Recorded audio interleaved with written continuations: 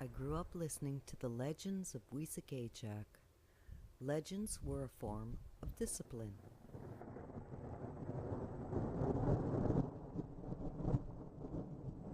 As I became more educated in schools, I confronted the theories with science and logic.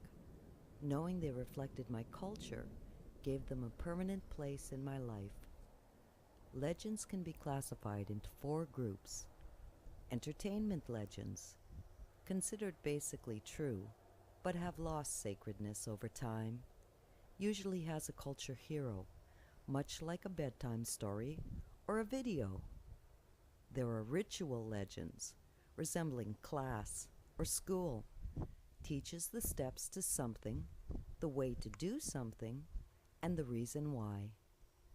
Institutionalized legends, teaches cultural dogma, religious morals, laws, behavioral warnings, even things that are taboo. And cosmic legends. They explain the very beginning of time, sometimes astronomy, creation of the world, people, plants, and animals, mythical beings, basically the beginning of time.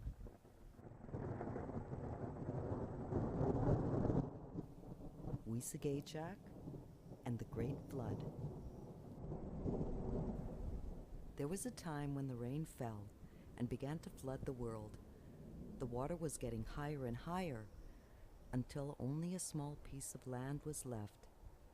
Weesakayjak and the animals worked together to build a huge canoe. Beaver cut down the trees. The big animals carried and pushed the wood. The small animals tied the poles together. The water animals packed the holes with clay and mud. Weesakayjak loaded all the animals on the canoe.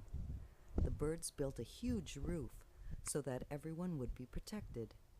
It kept raining until the canoe lifted off the land and floated. They rode for many years until the rain stopped. Weesakayjak and the animals looked for a place to land, but there was only water. Weesakayjak decided that he would have to make some land for all of them to live on. He searched the canoe for a bit of land to work with. There was nothing. Weesakayjak told the animals that they needed to dive to the bottom of the water and bring him some land.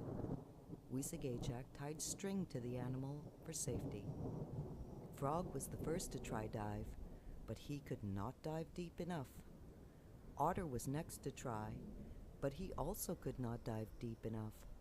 Beaver tried, but came up without anything. Muskrat dove for a long time. The string went slack. Weesakayjak pulled up Muskrat. Between his paws was a tiny piece of land. Weesakayjak breathed life back into Muskrat.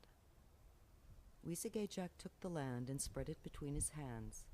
The land was too wet. Weesakayjak asked Turtle for his shell. Turtle picked a sunny spot to sit. Weesakayjak spread the land on Turtle's back. For a long time the animals waited for the land to dry. They waited and waited and waited. Weesakayjak did not have patience. He said that the land had dried enough.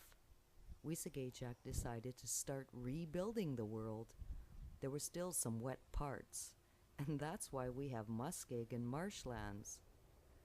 Weesakayjak took the land and spread it.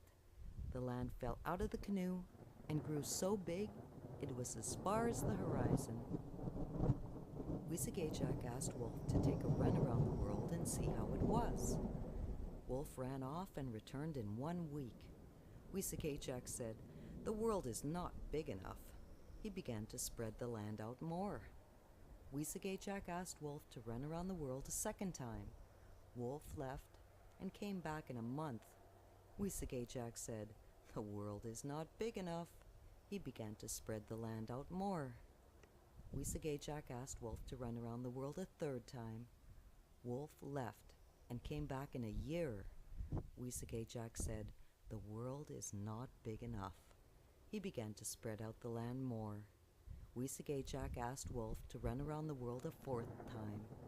Wolf left and never came back. Weesakayjak said, The world is big enough for us all.